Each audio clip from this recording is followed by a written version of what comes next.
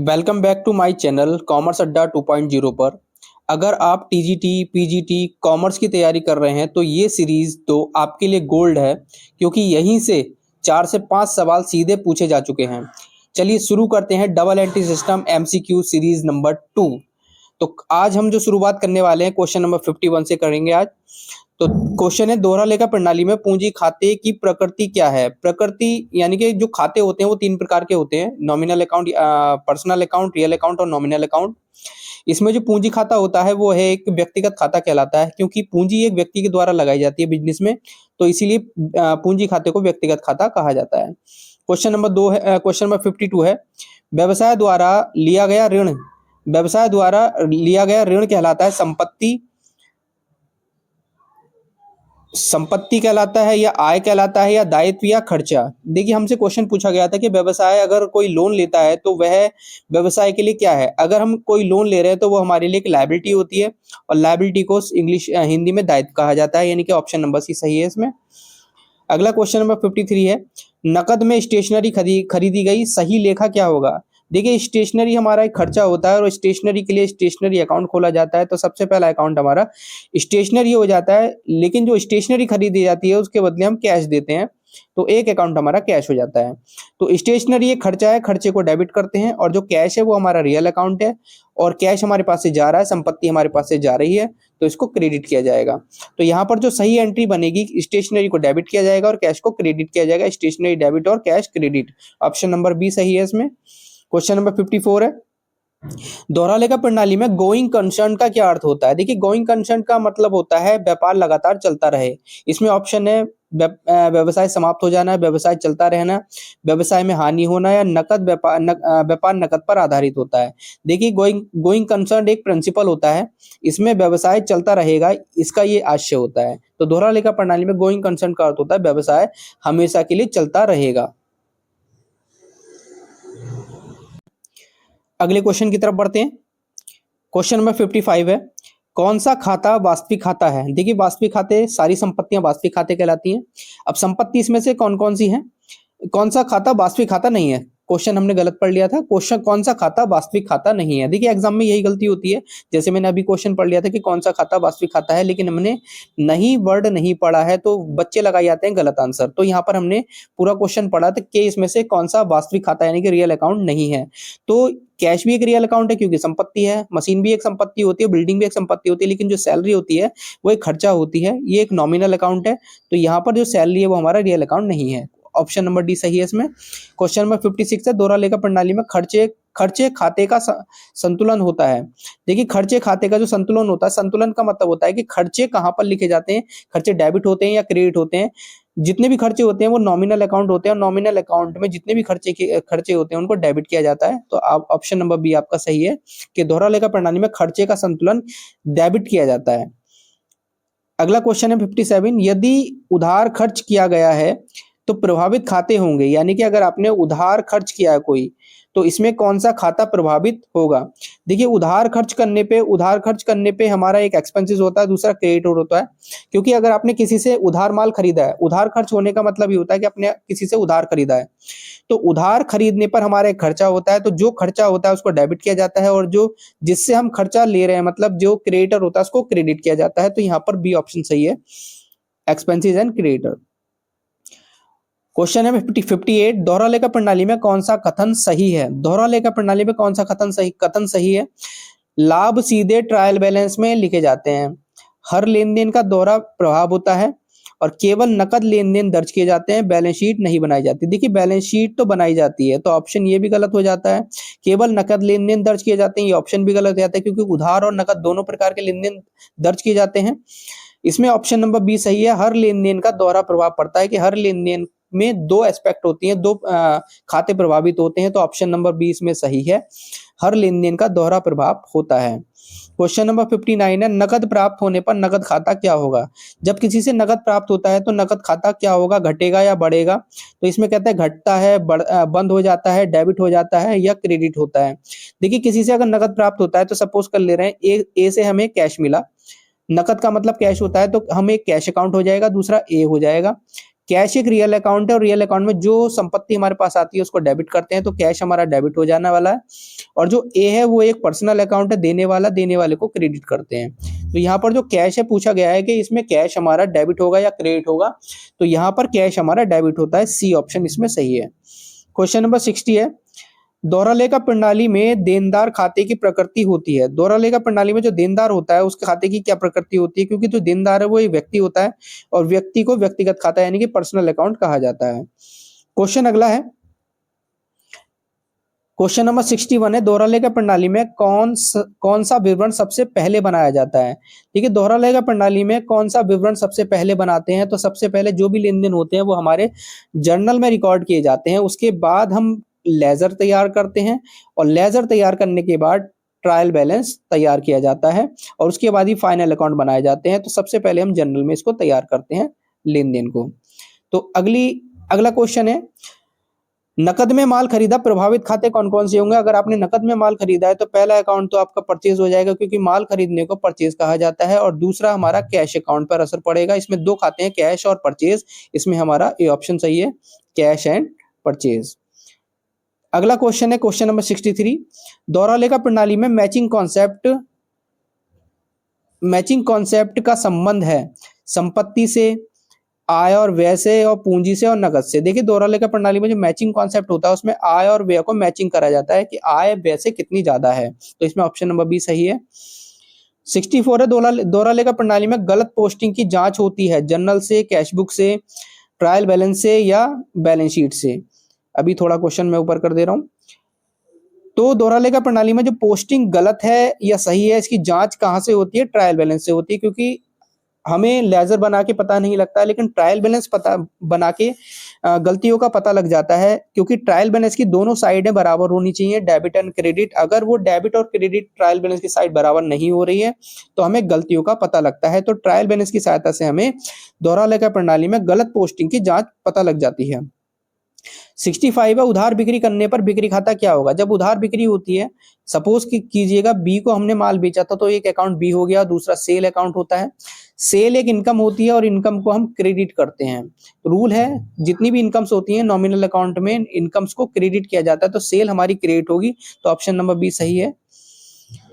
Question number 66 है, दोहरा लेखा प्रणाली में नाम मात्र खाते का उदाहरण कौन सा है। देखिए, नाम मात्र खाता वह खाता होता है जिसमें कि खर्चे, लॉसेस, इनकम्स और गेन आते हैं। तो यहाँ पर कैश एक संपत्ति है, ये भी नहीं है। कैपिटल एक हमारा पर्सनल अकाउंट है। सैलरी हम यहाँ पर कहेंगे कि नाम मात्र खाता है, क्योंकि सैलरी जो होती है वो एक खर्चा होती है और खर्चे सारे नाम मात्र खाते कहलाते हैं। डेटर भी एक हमारा पर्सनल अकाउंट होता है, ये भी नहीं होगा, तो ऑप्शन नंबर सी इसमें सही है। दोहरा लेखा प्रणाली का मुख्य उद्देश्य क्या है। दोहरा लेखा प्रणाली का मुख्य उद्देश्य क्या कर को कम करना है, बिल्कुल नहीं। पूर्ण लेखांकन, बिल्कुल सही बात है, क्योंकि दोहरा लेखा प्रणाली का उद्देश्य होता है जितने भी हमारे ट्रांजैक्शन बिजनेस में हो रही हैं उनका पूरा तरीके से लेखांकन करना ही दोहरा लेखा प्रणाली का उद्देश्य होता है। क्वेश्चन नंबर 67 का बी ऑप्शन सही है। नेक्स्ट है आपका 68, नकद में कमी होने पर नकद खाता यानी कि कैश अकाउंट पर क्या असर पड़ेगा। अगर आपके पास से कैश जाएगा तो नकद में कमी होगी, क्योंकि कैश में कमी हो जाती है। अगर कैश कम होता है, कैश हमें पता है कैश कौन सा अकाउंट है, कैश एक रियल अकाउंट है, और रियल अकाउंट में असेट्स अगर जाती है मतलब कम होती है तो उसको हम क्रेडिट करते हैं। तो अगर आपका कैश कम हो रहा है तो उसको क्रेडिट किया जाएगा, ऑप्शन नंबर बी सही है। ट्रायल बैलेंस तैयार किया जाता है वर्ष की शुरुआत में, वर्ष के अंत में। देखिए, ट्रायल बैलेंस जो है वो वर्ष के अंत में तैयार किया जाता है, क्योंकि ट्रायल बैलेंस की मदद से ही आप ट्रेडिंग अकाउंट बनाते हैं, आप प्रॉफिट एंड लॉस अकाउंट बनाते हैं और लास्ट में आप बैलेंस शीट को तैयार करते हैं। तो बैलेंस शीट और trading account, trading and profit and loss account, ये ट्रायल बैलेंस की सहायता से ही बनाया जाता है। इसलिए हम कह सकते हैं कि ट्रायल बैलेंस वर्ष के अंत में ही तैयार किया जाता है, ऑप्शन नंबर बी सही है। अगला क्वेश्चन नंबर 70 है, दोहरा लेखा प्रणाली में कौन सा खाता हमेशा जोड़े में होता है। देखिए, दोहरा लेखा प्रणाली में कौन सा खाता जो है जोड़े में होता है। देखिए, ऐसा कोई भी ट्रांजैक्शन हो बिजनेस में, उसमें हर खाता जो है जोड़े में ही होता है, क्योंकि दो खातों पर असर पड़ता है, तो इसमें कह सकते हैं हम प्रत्येक खाता जोड़े में ही होता है। नेक्स्ट है आपका 71, यदि व्यवसाय को कमीशन प्राप्त हुआ, कमीशन मिलने पर कैश आएगा और एक कमीशन हमें मिलेगा। तो यहाँ पर कहा गया है कि यदि व्यवसाय को कमीशन प्राप्त हुआ है तो कमीशन क्या डेबिट होगा या क्रेडिट होगा। तो यहाँ पर जो और कैश क्या होगा, कैश क्योंकि हमें मिल रहा है, ये कैश एक रियल अकाउंट है और रियल अकाउंट में संपत्ति अगर बढ़ती है या संपत्ति हमारे बिजनेस में आती है तो उसको डेबिट करते हैं। और कमीशन एक नॉमिनल अकाउंट है, इनकम है और इनकम को क्रेडिट किया जाता है, तो कमीशन यहाँ पर क्रेडिट होगा और कैश डेबिट होगा, तो कमीशन यहाँ पर क्रेडिट होगा, ऑप्शन नंबर बी सही होगा। क्योंकि कैश यहाँ पर डेबिट होना है लेकिन यहाँ पर ऑप्शन दिया हुआ था कैश क्रेडिट, तो यहाँ पर ऑप्शन नंबर सी गलत हो जाएगा, कमीशन क्रेडिट ही होना है, तो ऑप्शन नंबर बी सही है। क्वेश्चन है 72, दोहरा प्रणाली में आय खाते का संतुलन होता है। देखिए आय खाते को क्रेडिट करते हैं डेबिट करते हैं। नॉमिनल अकाउंट का रूल होता है जितनी भी इनकम्स होती हैं उनको क्रेडिट किया जाता है, तो यहाँ पर जो आय होंगी उसका संतुलन यानी कि क्रेडिट किया जाएगा या डेबिट किया जाएगा, तो ऑप्शन नंबर बी सही है, इनकम्स को क्रेडिट किया जाता है। कौन सा विवरण इस वित्तीय स्थिति दर्शाता है। देखिए जनरल वित्तीय स्थिति नहीं दर्शाता, जितने भी लेन देन होते हैं सबसे पहले जनरल में नोट किए जाते हैं, उसके बाद उसके बाद लेजर में नोट किए जाते हैं। ट्रायल बैलेंस जो हमारे लेजर्स होते हैं उनका एक समरी होती है, इसमें भी ऑप्शन गलत हो जाएगा, जनरल भी गलत हो जाएगा। लाभानी खाते से लाभानी खाते से प्रॉफिट या लॉस का पता लगता है, लेकिन जो बैलेंस शीट होती है, बैलेंस शीट हमारी असेट्स और लायबिलिटी को शो करता है, इसलिए उससे हमें हमारे व्यवसाय की जो वित्तीय स्थिति है वो पता लग जाती है, तो बैलेंस शीट ऑप्शन सही है आपका, यानी कि ऑप्शन नंबर डी। नेक्स्ट है आपका 74, दोहरा लेखा प्रणाली में पूंजी घटती है तब क्या होता है। पूंजी घटना मतलब पूंजी घटती ही इस वजह से है क्योंकि अगर बिजनेसमैन हमारी पूंजी से पैसे निकालता है, ड्राइंग्स करता है, तो ड्राइंग्स होती है तभी हमारी पूंजी घटती है, तो यहाँ पर ऑप्शन नंबर बी सही है, ड्राइंग्स होती है तभी पूंजी को घटाया जाता है या पूंजी घटती है। पूंजी घटने का एक और रीजन होता है, अगर बिजनेस में क्या हो रहा है, लॉस हो रहा है, लॉस होता है तब पूंजी घट जाती है, तो यहाँ पर क्योंकि लॉस नहीं दिया है ऑप्शन इसलिए हम नहीं लिख सकते, तो ड्राइंग से भी पूंजी घटती है, तो ऑप्शन नंबर बी सही है यहाँ पर। क्वेश्चन 75 है, नकद में बीमा प्रीमियम दिया, कैश में हमने प्रीमियम को दिया है, तो यहाँ पर प्रीमियम एक अकाउंट हो जाता है और एक कैश अकाउंट हो जाता है। प्रीमियम क्योंकि खर्चा है, खर्चे सारे डेबिट होते हैं, और जो हमारा कैश है वो एक हमारा रियल अकाउंट है, कैश हमारे पास से जा रहा है, जाने वाली संपत्ति को क्रेडिट किया जाता है, तो यहाँ पर प्रीमियम तो डेबिट होगा और कैश क्रेडिट होगा, तो यहाँ पर प्रीमियम को डेबिट करेंगे और कैश को क्रेडिट करेंगे, ऑप्शन नंबर बी सही है। दोहरा लेखा प्रणाली में किस खाते का संतुलन बैलेंस शीट में नहीं जाता, तो यहाँ पर बताया गया कि बैलेंस शीट में इसमें से कौन सा नहीं जाएगा। बैलेंस शीट में संपत्तियां भी जाती हैं, दायित्व भी जाते हैं, पूंजी भी जाती है, लेकिन खर्चे नहीं जाते, खर्चे ट्रेडिंग और प्रॉफिट एंड लॉस अकाउंट में ही जाते हैं, तो यहाँ पर जो खर्चे होते हैं वो दोहरा लेखा प्रणाली में संतुलन बैलेंस शीट का मतलब होता है बैलेंस शीट में कौन सा आइटम नहीं जाता है, संपत्तियां भी जाती हैं, दायित्व भी जाते हैं और पूंजी भी जाती है, लेकिन खर्चे नहीं जाते, तो डी ऑप्शन सही है इसमें। उधार खर्च करने पर देनदार कहलाता है। देखिए उधार खर्च करने पर देनदार कहलाता है डेटर, क्रेडिटर या ऑनर। अगर हम किसी देनदार को कहेंगे डेटर, इंग्लिश में इसको डेटर ही बोलते हैं, तो यहाँ पर कोई ज्यादा सोचने वाली बात नहीं है क्योंकि डेटर जो होते हैं वो देनदार कहलाते हैं। नेक्स्ट है आपका दोहरा लेखा प्रणाली की सही समीकरण क्या है। Assets is equal to capital बिल्कुल गलत है क्योंकि असेट्स बराबर कैपिटल नहीं होता है, इसमें लायबिलिटी भी आता है, प्लस अगर लायबिलिटी भी लिखा होता है तब हम कह सकते थे कि अकाउंटिंग इक्वेशन बिल्कुल ठीक है, तो यहाँ पे दोहरा लेखा प्रणाली में सही समीकरण ये वाली नहीं है। नेक्स्ट पे देखते हैं, assets is equal to liability plus capital, देखिए ये वाली अकाउंटिंग इक्वेशन बिल्कुल ठीक है क्योंकि assets is equal to capital plus liability होता है, कैपिटल भी एक लायबिलिटी होती है और ये जो लायबिलिटी है आउटसाइड लायबिलिटीज कहलाती हैं, तो ये दोनों असेट्स के बराबर होनी चाहिए, तो यहाँ पर हमारा जो अकाउंटिंग इक्वेशन है वो बिल्कुल ठीक है। ये वाली बिल्कुल गलत है क्योंकि कैपिटल बराबर असेट्स प्लस लायबिलिटी नहीं होता है, लायबिलिटी कैपिटल के साथ ही होनी चाहिए और असेट्स उसके बराबर में होनी चाहिए, तो ऑप्शन नंबर बी इसमें सही है। क्वेश्चन नंबर 79 है, नकद में आय प्राप्त होने पर, अगर नकद में आय प्राप्त हुई है, आय मान ले रहा हूँ रेंट, कि रेंट हमें मिला है तो एक अकाउंट रेंट हो गया, दूसरा हमारा कैश हो गया, तो अगर रेंट हमारी एक इनकम है, इनकम को क्रेडिट करते हैं और कैश को डेबिट करेंगे क्योंकि हमारी संपत्ति और संपत्ति हमारे पास आ रही है, क्योंकि रेंट मिल रहा है तो वो कैश में मिलेगा और कैश हमारे पास जब आएगा तो उसको डेबिट करेंगे, तो यहाँ पे कैश को डेबिट करेंगे, रेंट को क्रेडिट करेंगे, तो कैश हमारा डेबिट होगा, रेंट क्रेडिट होगा, तो ऑप्शन नंबर ए सही होगा। क्वेश्चन 80 है, दोहरा लेखा प्रणाली में किस खाते का नियम है डेबिट द रिसीवर। अच्छा, डेबिट द रिसीवर किसको कहते हैं, इसमें हमारा जो व्यक्तिगत खाता होता है उसमें डेबिट करते हैं रिसीवर को, डेबिट किसको करेंगे, रिसीवर को, और क्रेडिट किसको किया जाता है, जो गिवर होता है, जो देने वाला होता है उसको हम क्रेडिट करते हैं, तो ये आपका व्यक्तिगत खाता यानी कि पर्सनल अकाउंट का रूल है दोहरा लेखा प्रणाली में। नेक्स्ट, दोहरा लेखा प्रणाली में खर्च खाते बंद किए जाते हैं, बैलेंस शीट में, जर्नल में, लावानी खाते में। देखिए, जब दोहरा लेखा प्रणाली हम अपनाते हैं उसमें जितने भी एक्सपेंसेस होते हैं वो सभी एक्सपेंसेस को प्रॉफिट एंड लॉस अकाउंट में ट्रांसफर किया जाता है। तो इसका मतलब यह है कि जितने भी खर्चे हैं वो लावानी खाते में ही समाप्त किए जाते हैं। तो ऑप्शन नंबर सी सही है। नेक्स्ट है आपका 82, दोहरा लेखा प्रणाली में कौन सी त्रुटि यानी कि ट्रायल बैलेंस से पकड़ी नहीं जाती। देखिए, ट्रायल बैलेंस से कौन सी त्रुटि नहीं पकड़ी जाती, जो सिद्धांतिक त्रुटि होती है उसको नहीं पकड़ सकते।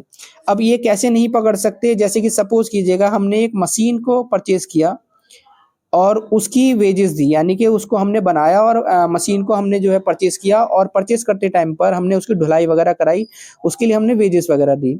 लेकिन हमने वहाँ पर क्या किया कि मशीन में वो ऐड नहीं की पैसे, मशीन, क्योंकि अगर वेजेस दी गई है किसी भी मशीन को परचेज करते टाइम पर अगर आपने वेजेस दी है तो वो मशीन में ही जुड़नी चाहिए, मशीन अकाउंट में।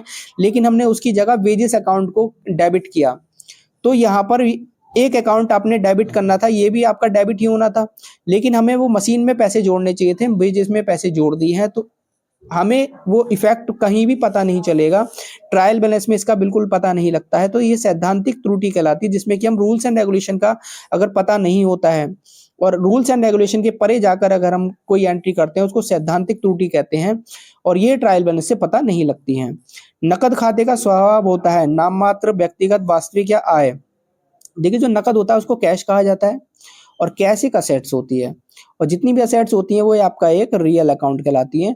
तो रियल अकाउंट मतलब वास्तविक खाता, ऑप्शन नंबर सी सही है इसमें। क्वेश्चन 84 है, उधार प्राप्त आय कहलाती है। अगर आपको कोई उधार प्राप्त आय है, जैसे कि हमने सेल करी है वो भी उधार, मैंने बी को उधार माल बेचा तो हमने सेल की। अब जो सेल है वो हमारी एक इनकम कहलाती है, उधार प्राप्त आय इनकम होती है, तो हमारा बी ऑप्शन सही होगा, या असेट्स होगी। तो यहाँ पर हमें सोचना पड़ेगा कि ये जो अगर हमने कोई उधार प्राप्त हुई है आय, ठीक है, तो वो हमारे लिए एक असेट्स होती है, क्योंकि वो पैसा हमें बाद में रिसीव होने वाला है। नेक्स्ट है, दोहरा लेखा प्रणाली में बिक्री खाता होता है। दोहरा लेखा प्रणाली में जो बिक्री खाता होता है वो क्या होता है, वास्तविक खाता होता है, व्यक्तिगत या नाम मात्र खाता।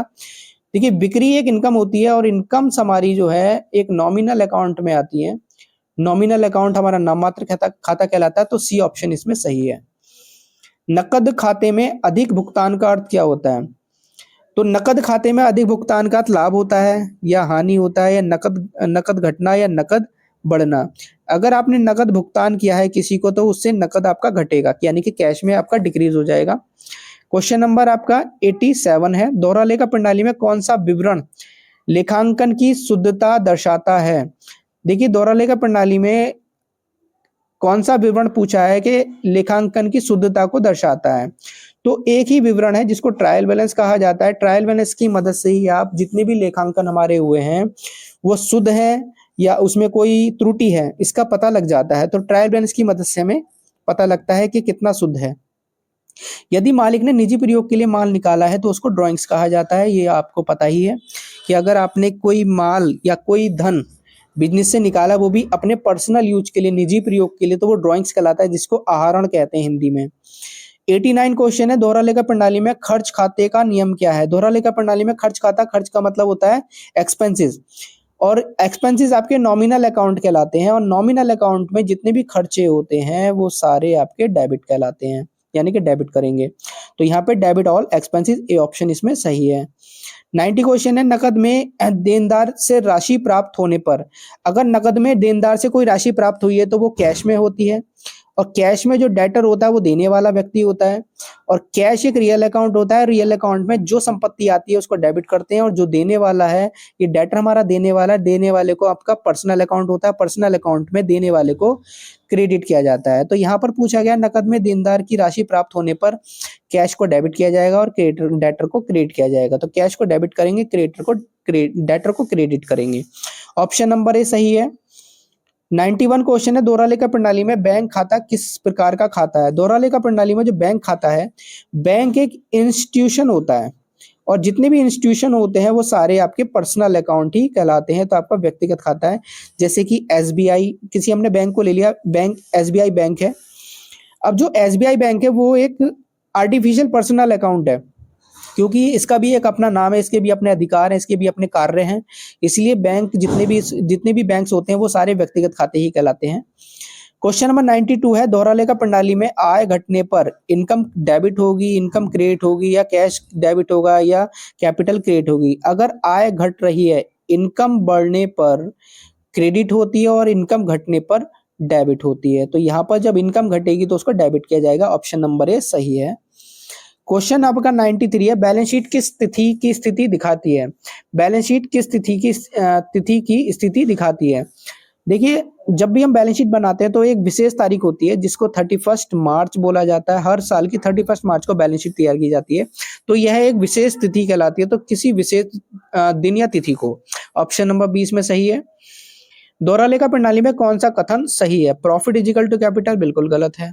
Assets is equal to liability plus capital बिल्कुल सही है, क्योंकि जो लेखांकन समीकरण होती है जिसको अकाउंटिंग इक्वेशन भी कहते हैं वो है असेट्स बराबर लायबिलिटी प्लस कैपिटल। ये ऑप्शन नंबर 20 में सही है।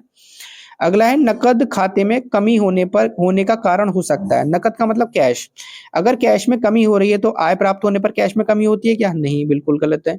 खर्च भुगतान करने पर बिल्कुल सही है, क्योंकि अगर आपने कोई खर्चा दिया है, खर्चा पेड करा है, उससे आपका जो कैश है वो कम हो जाएगा। तो आपका ऑप्शन नंबर 20 सही होगा। क्वेश्चन 96 है, दोहरा लेखा प्रणाली में लाभ खाते बंद होते हैं। दोहरा लेखा प्रणाली में जितनी भी इनकम्स होती हैं वो आपके कहाँ पर बंद किए जाते हैं? इसको हम ट्रायल बैलेंस में जाकर बंद करते हैं। दोहरा लेखा प्रणाली में जितने भी लाभ होते हैं उसको ट्रायल बैलेंस में जाकर उसको दिखाया जाता है। नेक्स्ट है आपका, उधार खरीदा गया फर्नीचर। अगर आपने कोई फर्नीचर उधार खरीदा है तो उधार खरीदने पर क्या होगा? आपके पास फर्नीचर आएगा। आपके पास फर्नीचर आएगा और देने वाला जो होगा वो क्रेडिटर होगा। देने वाला कोई क्रेडिटर होगा। अब फर्नीचर एक असेट्स है। असेट्स मतलब रियल अकाउंट है, और रियल अकाउंट में जो असेट्स आती है तो उसको डेबिट करते हैं। क्योंकि क्रेडिटर एक पर्सनल अकाउंट है, और पर्सनल अकाउंट में जो क्रेडिटर है वो फर्नीचर देने वाला है और देने वाले को क्रेडिट करते हैं। तो फर्नीचर डेबिट होगा, क्रेडिटर क्रेडिट होगा। तो फर्नीचर को डेबिट करेंगे और क्रेडिटर को क्रेडिट करेंगे। तो ऑप्शन नंबर 20 सही है। क्वेश्चन नंबर 98 है, दोहरा लेखा प्रणाली में नाममात्र खाता संबंधित है। दोहरा लेखा प्रणाली में जो नाममात्र खाता होता है वो किससे संबंधित होता है? व्यक्ति से या संपत्ति से, आय और व्यय से। दोहरा लेखा प्रणाली में नाममात्र खाता मतलब नॉमिनल अकाउंट। जितनी भी आय और व्यय होते हैं वो नॉमिनल अकाउंट कहलाते हैं, नाममात्र खाता कहलाते हैं। इसलिए आपका ऑप्शन नंबर पे सी सही है। अगला क्वेश्चन है क्वेश्चन नंबर 99, नकद खाते का संतुलन सामान्य होता है। नकद खाते का संतुलन सामान्य होता है क्रेडिट, डेबिट, शून्य या कभी नहीं। जो नकद खाता होता है वो डेबिट होता है। ये क्योंकि नकद आपके पास अगर आ रहा है तो वो डेबिट होता है। ठीक है, इसमें ऑप्शन नंबर 20 सही हो जाएगा। इस सीरीज का 100 क्वेश्चन है। 100 क्वेश्चन, दोहरा लेखा प्रणाली को श्रेष्ठ क्यों माना जाता है? देखिए, दोहरा लेखा प्रणाली को श्रेष्ठ इसलिए माना जाता है क्योंकि यह एक पूरी प्रणाली है और एक वैज्ञानिक प्रणाली है। इसलिए ऑप्शन नंबर सी इसमें सही है, क्योंकि ये एक कंप्लीट सिस्टम होता है और एक ये साइंटिफिक प्रणाली है तो होती है। इसलिए ऑप्शन नंबर सी इसमें सही है। आज की सीरीज नंबर 2 यहीं पर खत्म होती है। अगर आपको ये 50 क्वेश्चन यूजफुल लगे हों तो सीरीज 3 जरूर देखिएगा, क्योंकि अगले 5 सवाल और भी ज्यादा एग्जाम ओरिएंटेड हो सकते हैं। वीडियो को लाइक करें, कॉमर्स अड्डा 2.0 को सब्सक्राइब करें और बेल आइकन दबाना ना भूलें। सीरीज 3 में मिलते हैं। धन्यवाद।